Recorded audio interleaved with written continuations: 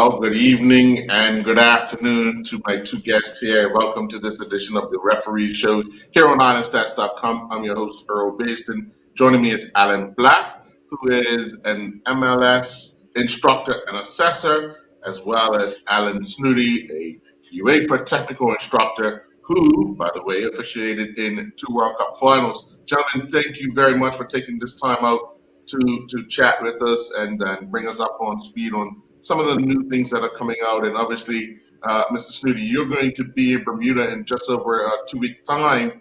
What could the officials in Bermuda look forward to whilst you're on island? Very good question, Earl. And I'm really looking forward to coming to Bermuda for the first time. And I really appreciate the invitation. And well, what they can look forward to is a whole mixture of things. So I think the plan is that there will be some technical instruction, which will focus on the normal technical aspects of refereeing. You know, we can list many of those: handball, offsides, managing restarts, severity of the offence, severity of the foul, penalty area incidents. So we've got a whole raft of material that we can share with the referees in Bermuda. I think also part of the seminar is hopefully we'll be able to do some work on the field of play, some work outside, some practical exercises, which is also a good way of learning.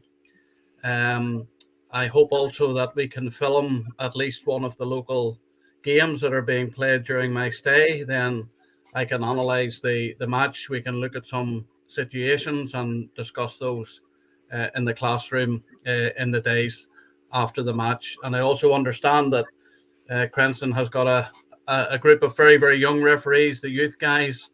So that would be something special, just to work with them and show them pass on my knowledge of refereeing, really. And it would be nice to have them also on the field of play to see what, how they're capable of dealing with some situations. So to answer your question, a really wide range of teaching methods, which I hope they find interesting.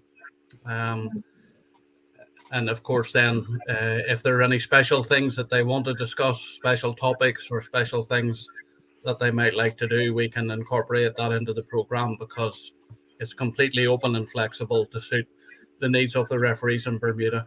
And Mr. Black, as an MLS assessor, instructor and assessor, you've been working with the Bermuda Football Association referees for quite some time.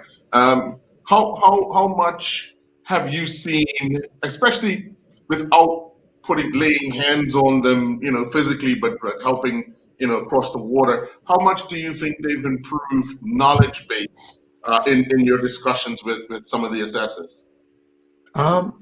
Yeah, Earl, Alice, it's a pleasure to be here. In relation to what you're asking, it's strange, because I started back in April 2021, and the assessor panel, which I worked with, came from varying levels of experience. And through some of the things that Alan has just mentioned in terms of all the technical topics, in terms of all the analysis, in terms of all of the work that we did with them, it's all very similar. And the discussion that we started off in April with, a little trepidation was there. The assessors felt, okay, is this the right thing for me? How do I become as good as the next? How do I become a really good assessor? And through building that knowledge over 6 or 7 months, by the time we finished the training at the end of September, beginning of October, they were just as confident as the best officials on the field in reading situations, discussing with their colleagues, and being in a place where they could confidently feel that the advice that they could give would not only be relevant, but it would also be up to date with what the referees were getting all the time. And I do want to stress that all of those things that Alan mentioned, when we train the assessors or we work with the assessors for the 6 or 7 months, not only do the officials get it, the assessors get it at the same time. Therefore, everybody's thinking the same way, and as a result, that group of assessors, I'm very proud of the progress they made last year, and I've got very high hopes for them moving forward. Sure. Mr. Snooty, the goalposts haven't changed sizes, the fields haven't changed sizes, but the game has changed a bit. In your time as officiating, and now on the other side as assisting officials, how much of the game has changed for you, and you having to adapt to these new ways of officiating? Yeah, well, the first thing that has happened is the game has got much faster, because players now are much fitter. The fitness regimes are now, there's a lot of science applied to players and referees' fitness, because referees also benefit from this support now. Whereas in my day, you simply trained, and Alan will back this up as well in Northern Ireland. You simply trained as you felt that day. You went for a run, you went for a jog, you did some sprints. So referees now have to be much fitter than we were in the past, because the players are much faster and things happen a lot quicker. So we've got to be ready for that. Also, I would say that the physical aspect, back when I was a referee, is certainly a lot less now. Tackles were made back then that were very strong, very robust.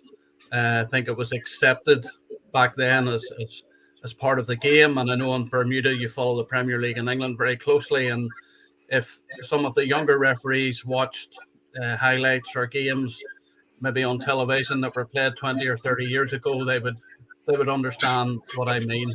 Yeah. Yes. So the ball now is recovered with interceptions. It's recovered maybe by a player making a mistake. It's not recovered with a very strong, robust challenge that back in those days probably would be accepted as part of the game, but nowadays would be a routine, an obvious and expected yellow card. So that would certainly be the two main changes that I would say. Also, the technical skills of the players have got much better, because the coaching of these players has also improved over many years with all the licenses that the coaches have to achieve. So, that has helped improve the players' technical skills. So again, things can happen. Things can happen much faster. Apart from that, really, I don't think there's too many more changes that I could think of. I mean, of course, if we talk about even formations of teams, the style of play, referees have to be aware, certainly at top level, of the tactical awareness aspects of match preparation, knowing what to expect in various situations in the match. So that's something else that has changed over the years. Mm. And for you, Mr. Black, the MLS season kicked off this past weekend, and obviously you've got to get the assessors and everyone up to speed as quickly as possible. First week is always usually the hardest week, because they've had that layoff. They've just the officials have just been through the training regimen, but then you get into live games, which is a bit different because it's a little more meaning. What do you think needs to be concentrated most, especially the first month of a season, when it comes to assessors, officials, and the like? Yeah, assessors, like Alan has said, the changes in the game for referees and the way the game is now played. Believe it or believe it not, assessors also have come through a developmental stage in their career. We're watching the game now is a lot more compartmentalized for an assessor, especially in MLS, where you've got a wide range of cultures, a wide range of nationalities coming in, and for assessors, it's no different than players in that first rusty period where you're coming off a 2 or 3 month break, if you like, from regular assessment.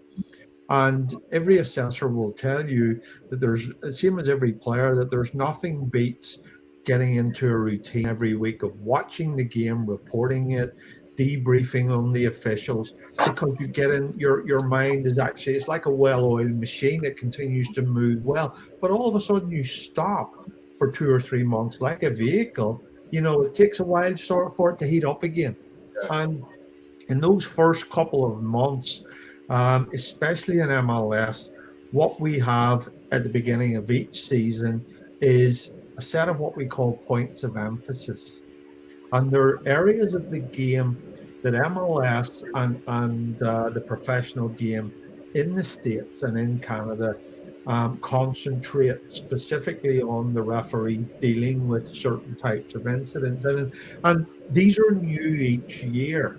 And in 2022, the assessors have been given instruction at the start of the season to look specifically for delaying the restart from players, look specifically for stopping a promising attack, tackles, and dealing, the referees making sure they're dealing with them well. They're also asked to look at things like mobbing of the referees, players surrounding the referees, where in the past, the assessors looked at it and sort of left it up to the referee.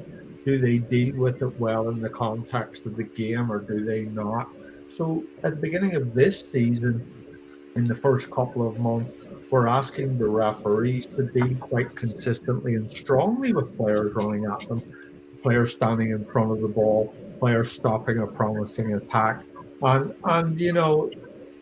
persistent offences is another one. But yeah, we look at it throughout the whole season, but this for assessors is new in the first month in terms of where we're observing this happening on the field and making sure that our reports and our debrief include those situations, whether they're given by the referees or whether they're not.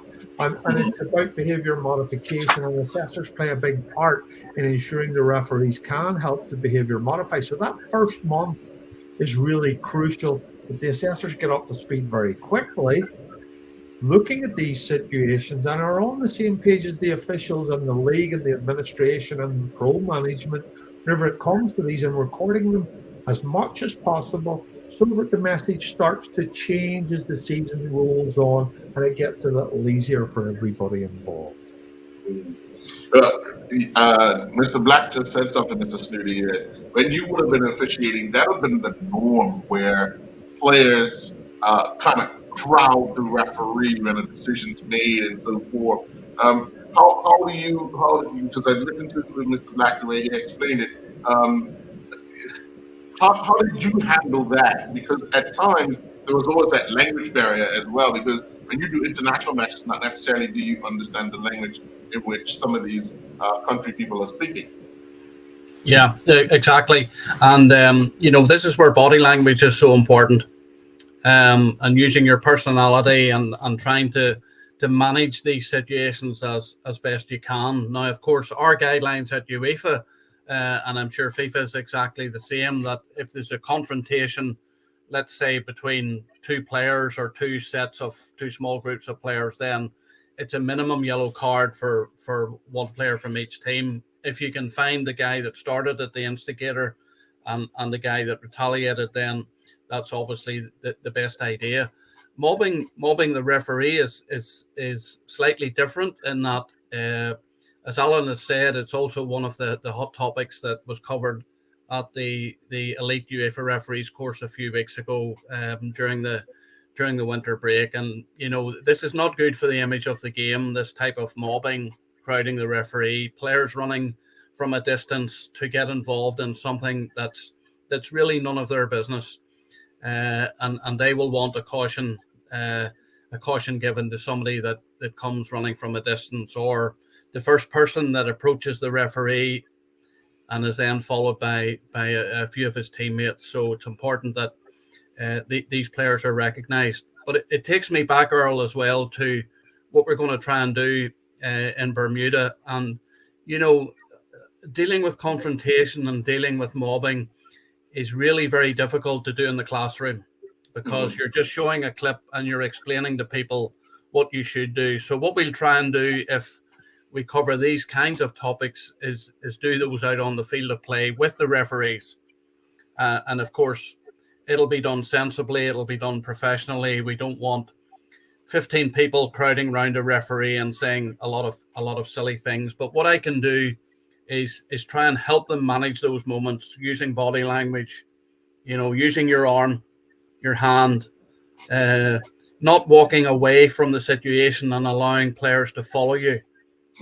Because if you walk backwards or walk away, it's just a temptation for one or two players to go after the referee. Then his colleagues see that and they join the queue, and all of a sudden there's a big rush of players. So these are situations that we can help with on the field of play. I'm assuming in Bermuda is the same as everywhere else, that you will get players making protests and teams making protests. Yeah. And sometimes as referees, we need also to understand that we might have got the decision wrong. We might have got this decision wrong, and the protest, whilst it's not justified, it can be understood. So you may have given a goal kick instead of a corner kick. You may have given a throw in the wrong way. You may have given a foul that perhaps when you see it later on, if you have that opportunity, okay, it's not actually a foul. So that's where the personality and the game management can be something, because as referees, we know, we smell, we feel when, oh, whoops, maybe that's not right. And sometimes an apology or a few words can defuse the whole situation. So yeah, it's an interesting topic, but something that I would probably cover first of all in the classroom with the criteria, the considerations, what's expected, and then practice it a little bit outside on the field of play in a sensible environment that doesn't get silly.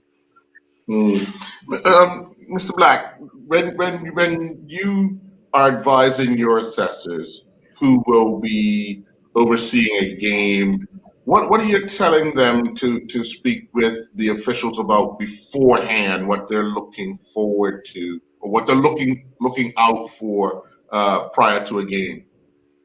Yeah, that's a good question, and it's an important question, because nowadays, having worked a lot with assessors in North America, and I actually assessed back in Europe as well before I came to the States. Assessors now and officials now, when you watch a game, it's very easy to record and observe things that you can see. Positioning, movement, cautions, teamwork, all of that type of thing. It's very easy to do that on a form. But as I worked with some of the assessors in Bermuda as well, the really good assessor will emphasize to the official before the game and during the game and after the game, the little things you can't see. They're the most important, probably, in my opinion, keys to the success in the game. And you ask, well, what are they? Well, yes, good decision making, but you can very quickly pick up the control of the game that the referee has by how the players are reacting to the referee. And if the players are reacting in a friendly or a conducive or a cooperational way with the referee, well, that will also indicate to the assessor that referee has quite a good element of control in the game. The relationship with the players is crucial. And that relationship will dictate ultimately whether the game control is good or whether the referee will start to lose control as the game goes on. And I often say to assessors, emphasize to the referees beforehand the little bits of management off the ball, the little pieces of acknowledgement, as Alan says, whenever you may not have got it right, that humility, with the players, that humbleness. But don't secede to them. Show the authority when you need to show the authority, and mix it up. Use your personality. Use the various traits of your personality to get the most out of players. And it's those little pieces that are not easily recognizable from first watching it that will make an assessor really good, or just another assessor that can see the referee running, or Yes. can see the referee in the right place at the right time. But when the players start to argue and surround the referee, you have to, especially over a small thing, you have to ask yourself, okay, well, how has the referee got to the point where players are questioning even the simple things? Yes. And it's all the off the ball work. And for assessors, it's really important they emphasize to the referees, do your work off the ball. Then you've built the credibility up, or as the saying goes, you've got the money in the bank, that when something is 50-50, you're always going to come out on top because the players trust you. The players have got to trust your decision making. And in order to do that, yes, you recognize it, but you've also got to do the work in your management. And those are things I tell assessors before the game, going in, stress. It's all the work off the ball. It's the things that are not easily recognizable that I will see, or an assessor will see, as being the quality that will make you stand out from the person next to you. Definitely. Mr. Smitty, when you were officiating, well, let me say this first. When I was playing back years ago, the referee used to run kind of diagonal across the field with the two ARs on the either side. And over the years, I've seen that change quite a bit. Now the referee gets quite close to the play. Is that more for confidence in when he or she blows the whistle? They are that close to the situation that it creates no doubt that they are calling what they've seen. It's part of that, Earl. It's part of that, but I think what the work on positioning and movement with referees has changed, as you said. It's no longer a diagonal system as we used to call it, and one of those principles was keeping the ball between you and the assistant referee so that you didn't have his back to him, and that still would stand well today. But what we're now coaching referees is to find the best angle of view, to find the best position to make the next decision. And if that takes you towards one of your assistants to look at the far side of the penalty area from the old diagonal system, then that's absolutely the place to be. Continually fighting and moving to have the best view of the next decision that's going to have to be made. So, and I think players probably, if I wanted to be a little bit negative on this one, things that have come into the game like simulation, trying to deceive the referee, blocking shots on goal, was something that is probably come into the game in the last 10 years. I mean, the player that I first remember really trying to block shots was John Terry at Chelsea, where he just flung his body in front of the ball. The arms were everywhere, the legs were everywhere. He didn't really, his main concern was to stop the shot. And that has now developed into the handball situation, the arm in an unnatural position. Is it out from the body? And of course, if he's blocking a shot on goal with the arm stretched up in the air, which he used to do, then it's an expected penalty kick and a caution for the shot on goal. So all that takes you back to the referee's position, especially for penalty area situations. It's not so important in the center circle, but once it gets into the penalty areas, then that's when the movement really has to be sharp and active. And just to add to that, the more scientific approach to the physical training, or the huge introduction of qualified fitness coaches, because again, in the past, a fitness coach was maybe just somebody that took a session and you ran around the field of play 10 times and you did a few sprints and you thought you were fit. But now the fitness coaches that certainly in Europe, every national association has. These are professional guys with university qualifications and all the expertise that is needed. But part of the fitness training now of referees is short, sharp, dynamic movements in all directions, backwards, sideways, forwards, to try and give them that agility and speed over the short distance, just to change the angle that they might have because of the movement of the ball. So, yeah, the diagonal system is long gone. Right. And Earl, can I just add to that from an assessment point of view to the things that Alan said? He's absolutely 100% right. And in the past, assessors were always looking at, did the referee run a good diagonal? And that is also a thing of the past now, because ultimately whether or not the assessor feels the referee's positioning is good or not will depend on the accuracy of their decisions. And if the decision is correct, the assessor can't argue with their position. And I often tell assessors, oh, I didn't like the way they ran. Well, did they have any problems controlling the decisions or getting the decisions right from where they did go?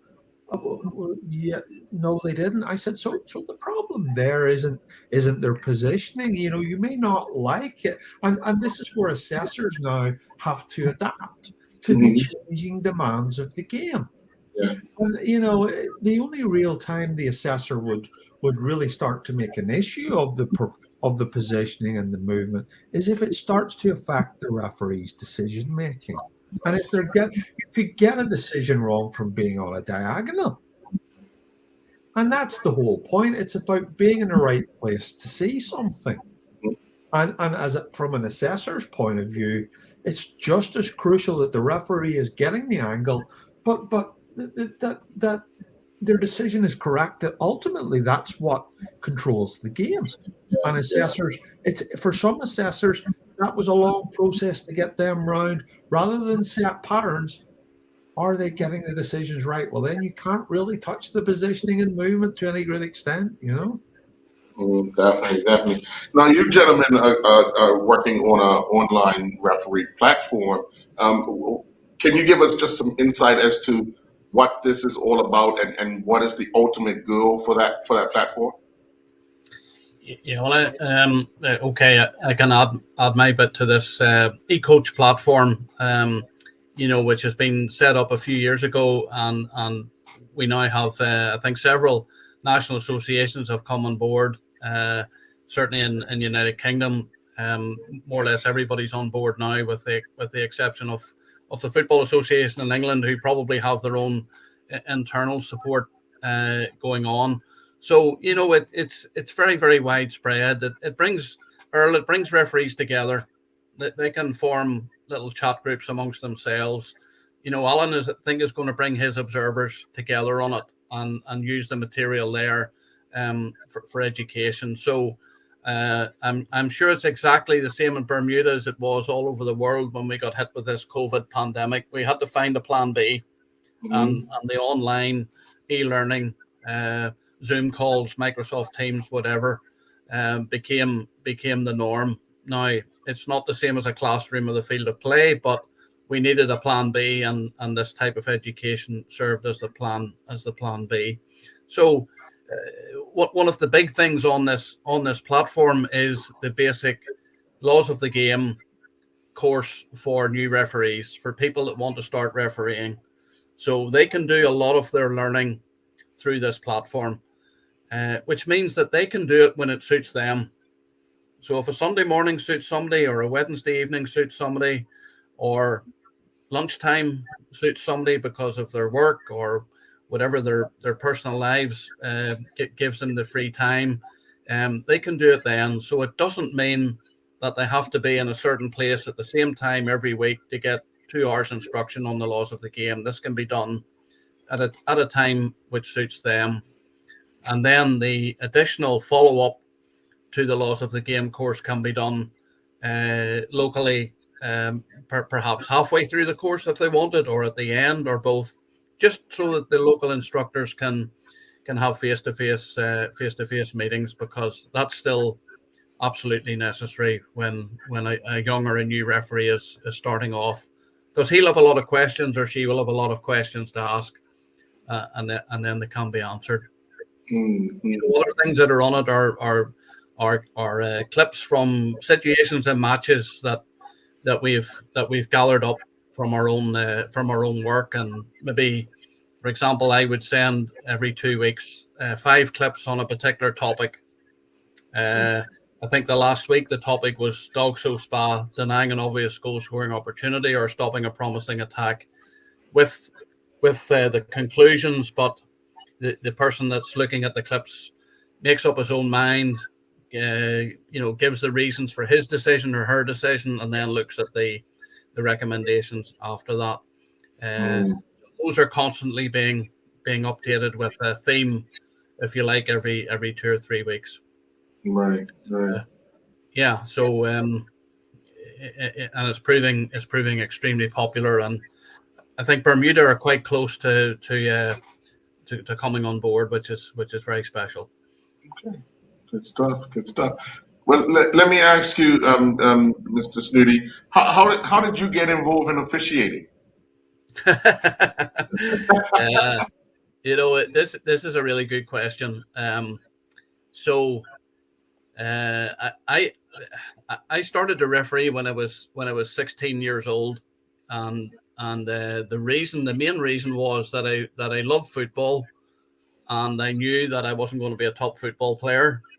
Okay. And I remember watching a match or some matches and saying to myself, I could do better than that referee, which is a wee bit embarrassing to say, and it is probably totally wrong, because of course back then there was no way that I could do better than the guy I was watching in a top game. That's just silly. So there were some seeds sown. I simply went along and did the course and came through the course and started to referee football matches, and genuinely enjoyed it, of course, because if you didn't, then you would go and find something else to do, go back and play football, or in my case, play hockey, which I was playing at school, and playing at a high level there. So I knew I had that backup. I had that sort of plan B if things didn't work out in refereeing. So, it really just progressed, as it does for everybody, as it did for Alan as well, and any referee that got to the top. It just progresses in stages, and a lot of with a lot of support and a lot of help from assessors, for sure, from people like that. But back then we didn't have the same structures as are available now. It's just similar to players and similar to coaches and everybody else. You really did most of it yourself. So that was really my reasons for starting. And when you look back in life and you think, what were the best decisions you ever made during your life, that would would definitely be one. It's actually not to one World Cup, but 2. Yeah, and sometimes you think, did it really all happen? Is it a dream? But the reality is, it did happen. So that was, those moments are very difficult to describe. First of all, being selected for Mexico '86, and then being asked to go back again in Italia '90. So obviously Mexico went smoothly. Otherwise, you wouldn't be invited back for a second time. And coming from Northern Ireland, which is not the biggest of countries, as we would all know, is it adds to it a little bit more. But I think I conducted myself pretty well. Things went well in the games. Some difficult moments, of course, but having had that experience quite young, then you were able to carry that forward for the rest of your refereeing career. And you also, of course, had this label of being a World Cup referee. So every match that you refereed at home or abroad, you had to deliver, and that was a motivation. Mm. Mr. Black, as a person, one of the people in charge of MLS assessors and so forth, setting that up and ensuring it runs as smoothly as possible. Of course, we're human. People's going to make mistakes both on and off the field. But reassuring the assessors, the officials, week in and week out that things will get better. How do you manage all these people and the scenarios that, in football, somebody might say, but I've never seen this happen before. Yeah, it's certainly a big task now.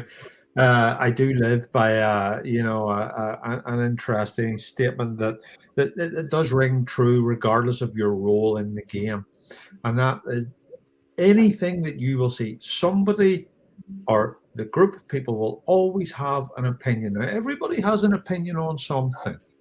They do. Everybody's opinion to themselves matters.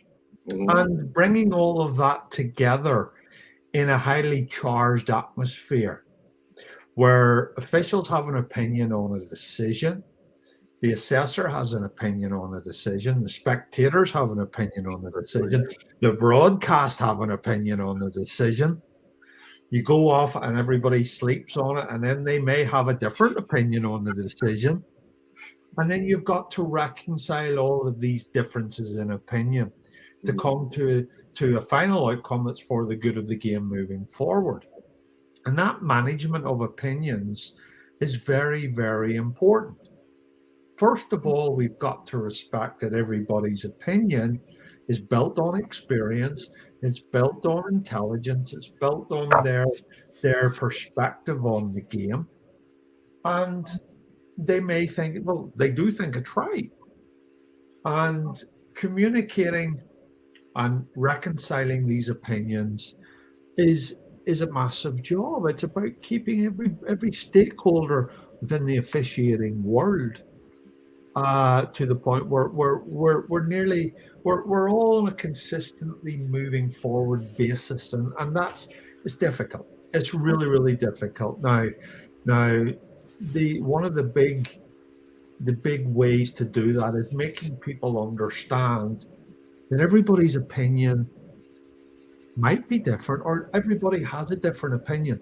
It's not about rubbishing somebody's opinion. It's about accommodating it, facilitating it, and in the case of the assessors, understanding that the official might be caught up in the heat of the game and have a different opinion, and they're thinking, well, the assessors come here to make me feel bad, or it's come here to mark me down, or it's come here to impose their opinion on me. Well, no, we're all here to help each other. We're all here to talk. And this is where, it's interesting you talk about facilitating all of the different stakeholders. In the past, as Alan will allude to, the assessor and the referee, never the twain shall meet. We always went at it with each other. The assessor was viewed upon with suspicion. The assessor is in charge of my career. Well, we've moved past that. We're now in a different place. The assessor is part of the process to make the official better. And the official now is in a position where the assessor stroke coach is a help rather than a hindrance, in their opinion, to their career. And bringing that culture together takes a lot of work. And because not only must assessors say this, but they must back it up with actions and back it up with the proper credible advice in order to gain the trust of the people they're working with. And the officials have to trust the assessors. The administration have to trust the officials and the assessors, that we're all working in the same direction.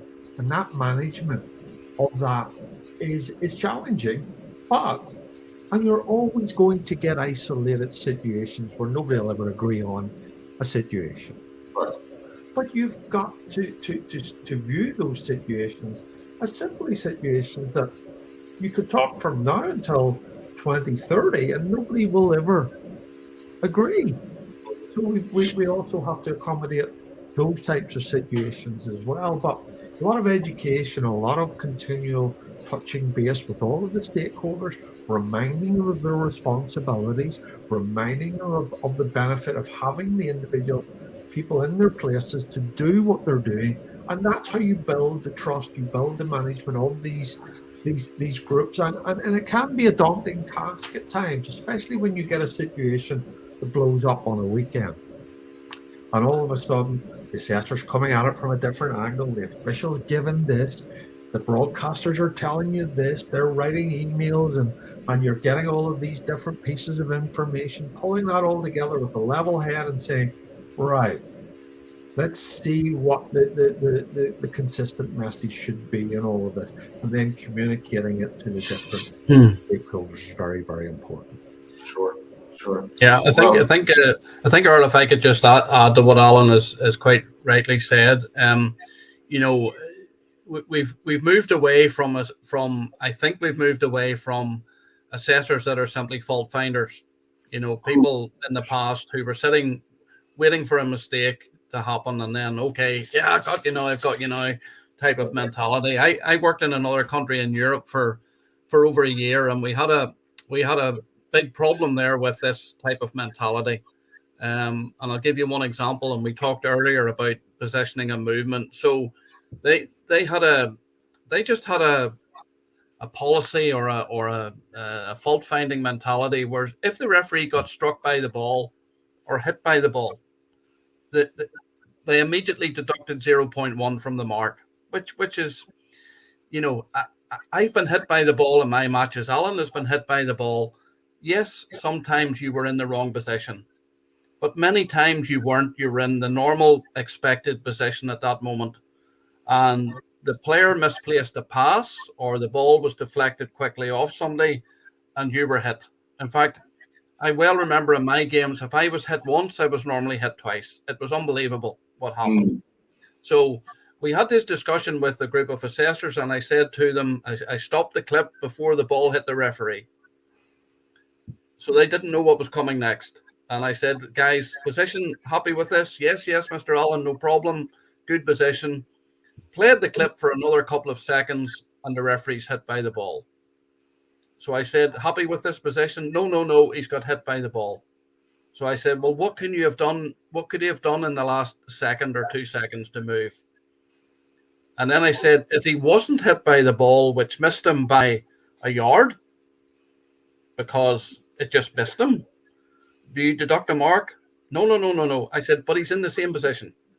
In exactly the same position as that you said was right 2 seconds ago, but now is not right. So this was a crazy mentality. Right. Listen, if you're hit by the ball 5 times because you're in the wrong place, obviously then that's a coaching issue or an issue that you need to get addressed. But you know, and it's finding the combination of assessing the referee on that particular day in that match and being a coach to find little bits and pieces that can help the match official in his next game, because that's really what you're trying to do. Improve all the time. Sure. I think we're probably past that type of mentality now, because listen, we've all been referees. We've all made exactly the same mistakes as these guys are making when we're watching. And you know, that's never going to change. No, because we're all human. Well, gentlemen, thank you very, very much for your time. We look forward to seeing you on our shores to assist our local officials here, assessors, and the like. We look forward to whatever knowledge you can help improve our local talent that have ambitions of going further, or even just learning the basics of officiating and just want to keep it here in Bermuda. And as you said, Cranston has an abundance of young people who are enjoying the fact that they are in control of a match. They feel like they're empowered in a match, and it's good to see these young people, because you get to see them express themselves. They're now more open. They're able to speak amongst their peers. They're able to just communicate a lot better because of the fact that someone's given them the opportunity to be in charge of a simple football match that has now created a big life for them. So I That's, want to that, thank you. yeah, Yeah, that's right, Earl. And what these young guys don't really appreciate is that they're actually learning life skills as they referee football matches. They're right. learning life skills, dealing with problems, making decisions, observation skills. You could make a whole list of things, and I'll maybe actually do a wee exercise with them, which will only take about 15 minutes when we're there, so that they understand how this is helping them become adults, become mature people, which will help them find jobs, help them go to university, help them in their own personal lives as well, because refereeing teaches you a lot. Sure, sure. Well, again, I want to thank you very much, and we look forward to seeing you on the island. I'll make myself available to come and see you guys when you're here. Brilliant. Okay? All righty. Thank you. Fantastic. Enjoy your evening. Thank you. Okay. Sure. Thanks, All right. Earl. Cheers, Alan. Speak soon. You too.